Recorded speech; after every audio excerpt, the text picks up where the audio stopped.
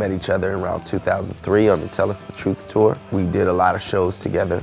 He would often do his other project, The Night Watchman, which is an acoustic thing. I'd come up on stage with him. If we do coup songs with him playing it acoustic behind me, like way back. After a coup show in LA, he took me out to dinner, very cheap dinner, and said, we're in a band. It's called Street Sweeper Social Club. We're gonna make anthems for the revolution. Then he gave me a cassette tape. They were instrumental tracks. He said, listen to it, write something, and get back to me. Yeah, I mean, we had been friends since 2003 and had played so many shows together. I really loved him as a lyricist and as a frontman. I just wanted to do something that was going to be really fun, was going to be really heavy, was still going to have the political invective that I enjoy, in music. And I had a pretty good picture of what it could be, having worked with Boots before. I just wanted to make sure the record was heavy enough and funky enough.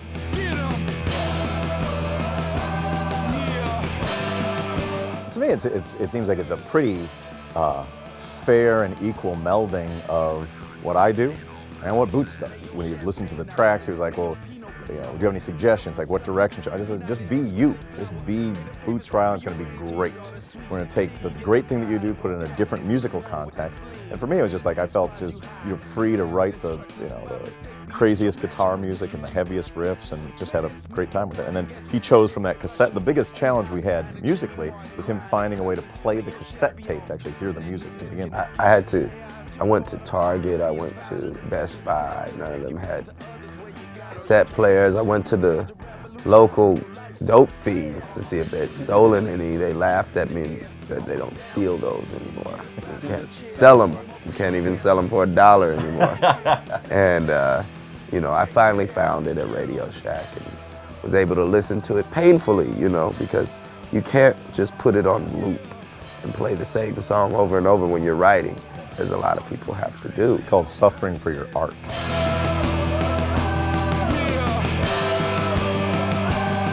I think the message can be summed up very succinctly. Revolutionary party jams. Those words can be taken together with a period between each one of them. What Boots does lyrically is very insightful and insightful.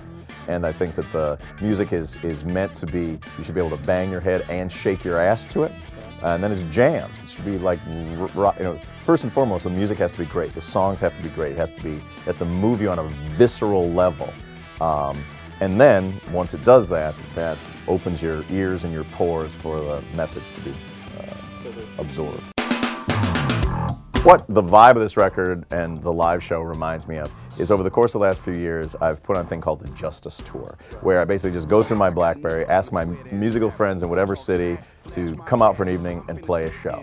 The proceeds will go to either homeless advocacy, help rebuilding musicians' homes after Katrina, to Iraq veterans against the war, whatever city when we pick a particularly good charity or social justice-oriented cause. Everybody has a great time doing it. It's spontaneous, it's fun, it's hard-rocking, and goodwill is created. That, to me, is really like sort of the precedent for doing this. I wanted to do something that both on stage and on record was going to be really fun, was going to be a great time. It was also going to have a social justice underpinning. How much cash could an OZ grow till all of it? They're very hot when you're playing out on the beating sun. They're brutally hot, but styled for comfort. Always, always.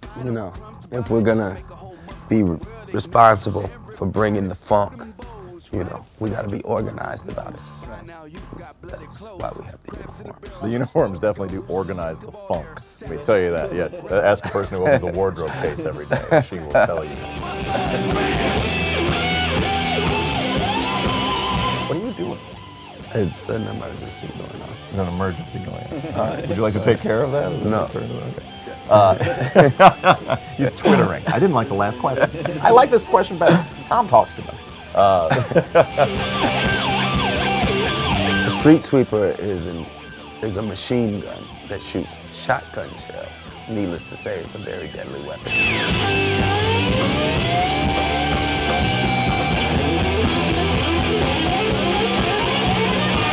Not that we're out here promoting people to go out and buy street sweepers, but we're saying that our music is as deadly as a street sweeper. that our music is our weapon. We are more than a band. We're a social club, Street Sweeper Social Club, and you're welcome to join. It's a very low bar for admittance to join the social club. All you gotta do is listen to those jams, and you're in. Welcome to the club.